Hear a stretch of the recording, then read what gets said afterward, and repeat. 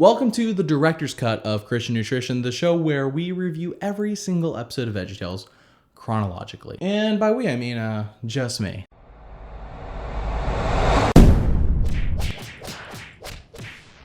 It is finally time. The time for an episode that focuses on a female. You heard me right. We are how many episodes in now? And we just now got an episode focused on a female.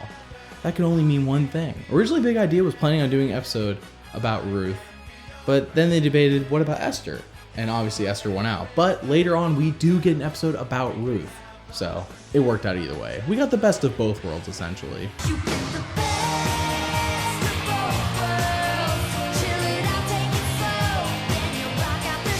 And the title of this episode is Esther, the Girl Who Became Queen. I know, like, that's a terrible title. They are literally giving away plot points in the title.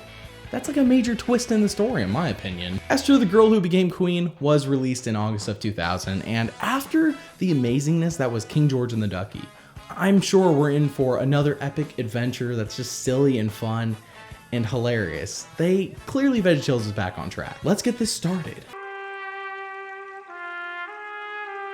No countertop scene. This is not a good sign. A wise man once said not to be afraid of greatness. Wait, who is that?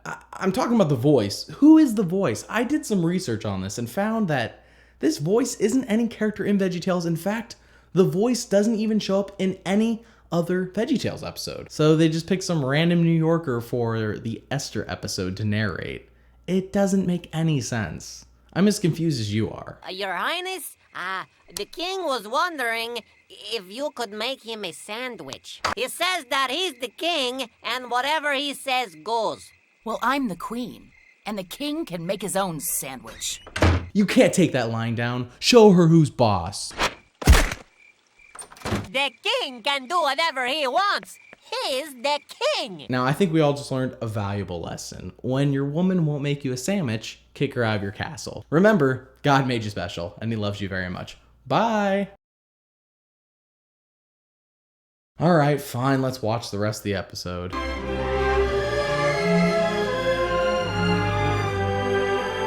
I just don't understand the point of this title. We don't know Esther yet. We don't even know who becomes queen yet.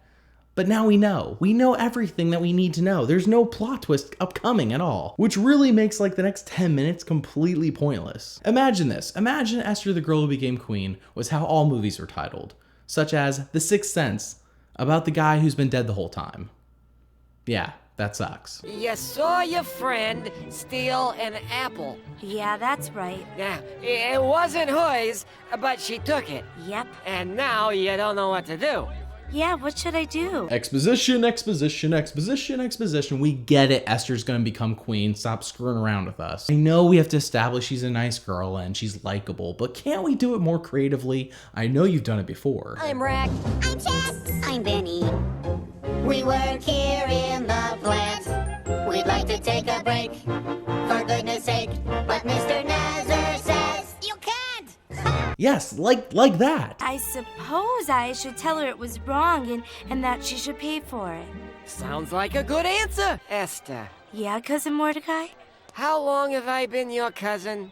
Well, pretty much forever. Give or take. This is painful to watch. Where's Bob, Larry, or Junior when you need him? We then continue to follow Esther and Pa Grape as he tells her to do whatever she knows is right. He then does some really obvious foreshadowing by reminding her of the super cliche, super slow song that her grandma used to sing to her about God. We then see Mr. Lunt come along and scoop up all the single women in the kingdom for Mr. Nazar to choose from, including Esther, who tries to refuse, but ultimately she fails. We also lamely establish that Pa Grape and Mr. Lunt are old co-workers who now hold a grudge against each other. Meanwhile, in the background, we see a King George and the Ducky poster. Veggieception at its most subtle. Immediately after this scene, Esther sings that slow song we mentioned. It is very dull and very forgettable. Puppies are cuddly, puppies are cute.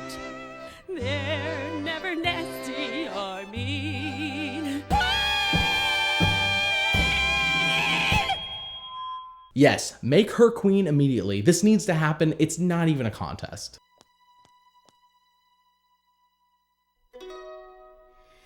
The battle is not ours. As I said before, we already know who's going to become queen. Skip. Queen Esther!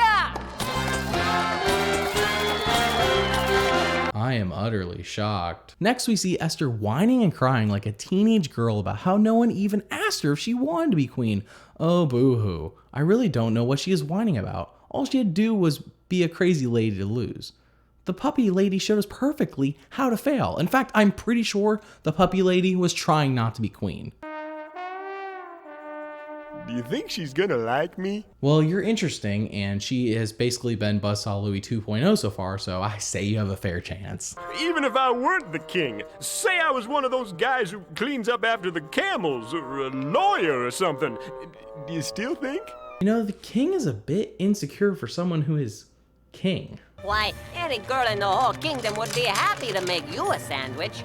King or no king? Assassination attempt on the king. Nice. Chris Nutrition approves this assassination attempt. Every newlywed needs a cake, no? Oh, you shouldn't have. It looks delicious. Why don't you bring me over a piece? You can come over here to eat it. This is gonna be so boss. The king is gonna die in a VeggieTales episode. Oh, but wait, that means plain Jane Esther will end up being queen. And I don't mean just queen, I mean like she'll be in charge. She'll be ruling everyone. Nah, I don't want that. Who wants that? Why can't Junior be king? Where is Junior? I kind of miss him. Oh, what am I saying? Snap out of it, Christian Nutrition guy. Doesn't it look yummy? Stop! It's a trap! Ugh. Esther would ruin the one cool thing to happen in this episode so far. Hey, aren't you the Peony brothers? The most wanted peas in Persia? And we could have taken over the kingdom if it wasn't for that meddling queen. Would have been mine if it hadn't been to those meddling kids. Hadn't been to those meddling kids. If it wasn't for you snoopers. Hadn't been to those meddling kids. Mr. Lunt then sends the peas to the island of perpetual tickling, a place where the tickling never ever ends. Afterwards, Mr. Lunt sings a catchy tune to the king in order to convince him to essentially banish all the Jews. I mean, banish Palgrave to the island of perpetual tickling. They must be busted. There are those who can't be trusted. Palgrave then finds out and immediately runs to Esther for help since she actually holds a position of authority and power. Esther explains how she is too scared to even confront the king and says once again how she didn't want to be queen in the first place, which causes her to sing another doll/slow song to clear her mind and make the right decision. I don't understand. Tell me why. I told you, it's a snooze fest. Did you invite the queen? No, I don't think I did. But that's okay. Come on over here, Queenie Pooh. Seriously, Mr. Nezer makes for a fun king. Him and King George, aka King Larry, should team up. But my little Queenie Pooh can visit me anytime she wants. And though I'll never like you, it's nice to realize maybe you're not the worst thing ever. Esther gets too scared to ask the king for the favor of not killing her people and just invites him over for dinner instead.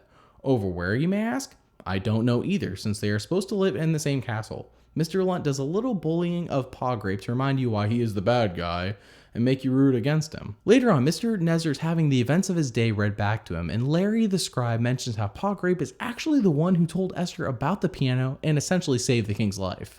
What is it? Okay, there's this really great guy that I really want to thank. You know, show him my appreciation for something he did. I was thinking of a card or something. Oh, no, cards are nice, but this sounds like a very special guy. I think this guy should be dressed in royal robes and be marched through the whole city on your horse. All those things you mentioned, every last one, do that for the good God Mordecai, the man who saved my life. Classic sitcom mix-up.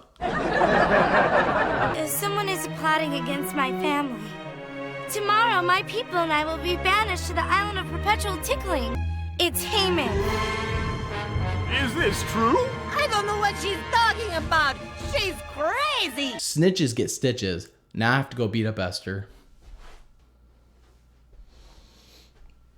I just realized Esther's a girl, so... King Nezer finds out he was tricked into banishing all the Jew veggies and sends Mr. Lunt to the island of perpetual tickling. He has Pa Grape take over Mr. Lunt's old job, and Esther just stands on the balcony while the New York narrator tells you how great and courageous she is, instead of, showing us. What a disappointing episode. Seriously. Esther, the girl who became queen, seriously reached some new lows for me. Sure, it isn't as bad as the Christmas Spectacular / the Toy Save Christmas, but it came dangerously close. Both episodes had a main lead who was dull and uninteresting and you didn't care about. There was also a large emphasis on just telling us instead of showing us, which is perfectly represented in the beginning of the episode when Pa Grape is just spouting exposition at Esther, when really it's just for the audience. Esther already knows everything he's telling her. If you need to tell exposition, at least do it in an interesting way, so that us audience members aren't blatantly noticing that you're doing it, like you did in other episodes. I know you can do it, VeggieTales. You've done better before. You already set the bar, now you have to at least meet it. And honestly, outside of the puppy lady and the Peas assassination on the king, I'm not gonna remember anything about this episode by the time the next episode rolls around. It's just that forgettable. There isn't even a silly song, which is a sin, I'm sure. I'll ask God about it. And honestly, I hope we never see the character of Esther again, which is pretty sad because the actual biblical story of Esther could be told in a very interesting way. It's a great story, actually. And here it just is executed so poorly, which is weird for VeggieTales to do. Anyway, stay tuned as next time we take a look at Lyle, the Kindly Viking, which, as I can gather from the cover, stars Junior, which in the past I would have hated this, but I'm thankful for that now. At least it'll be interesting. Remember, God made you special, and he loves you very much. Bye!